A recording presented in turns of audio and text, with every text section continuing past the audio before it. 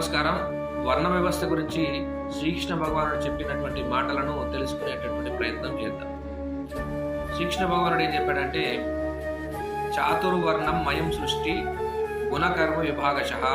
అంటే నేను సృష్టించినటువంటి ఈ సృష్టిలో 4 రకాలైనటువంటి వర్ణాలు ఉన్నాయి. ఆ వర్ణాలు అనేవి వాళ్ళ యొక్క గుణం ఆధారంగా, వాళ్ళు చేసేటువంటి కర్మ అంటే పని ఆధారంగా విభజించబడింది అని చెప్పాడు. అవి ఏమిటయ్యా అంటే బ్రాహ్మణులు, ఆ తర్వాత క్షత్రియులు, వైశ్యులు, శూద్రులు. వేదం నేర్చిన వారు ఎవరైనా సరే బ్రాహ్మణులే. దాని తర్వాత క్షత్రియులు భుజబలం కలిగి దేశ రక్షణ, సమాజ రక్షణ, ప్రజల రక్షణ కోసం పనిచేసేటువంటి ఎవరైనా సరే క్షత్రియులు. ఇక 4 పైసలు ఉండి తర్వాత పొదుపుగా అప్పులు ఇవ్వడం, లేకపోతే మనీ మేనేజ్మెంట్ చేసేటువంటి మంచి ఆలోచన ఉన్నవారు ఎవరైనా కూడా వైశ్యులే.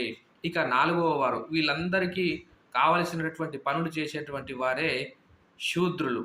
అంటే ఏ కులం ఎక్కువ కాదు, ఏ కులం తక్కువ కాదు, అందరూ కూడా సమాజానికి అవసరమే. ఇక ఈ కులంలో పుట్టిండు కాబట్టి వీడు ఇదే పని చేయాలని ఏం లేదు.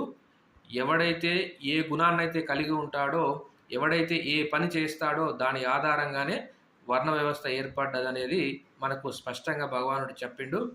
కాబట్టి ఇది మనం గుర్తుంచుకోవాలి.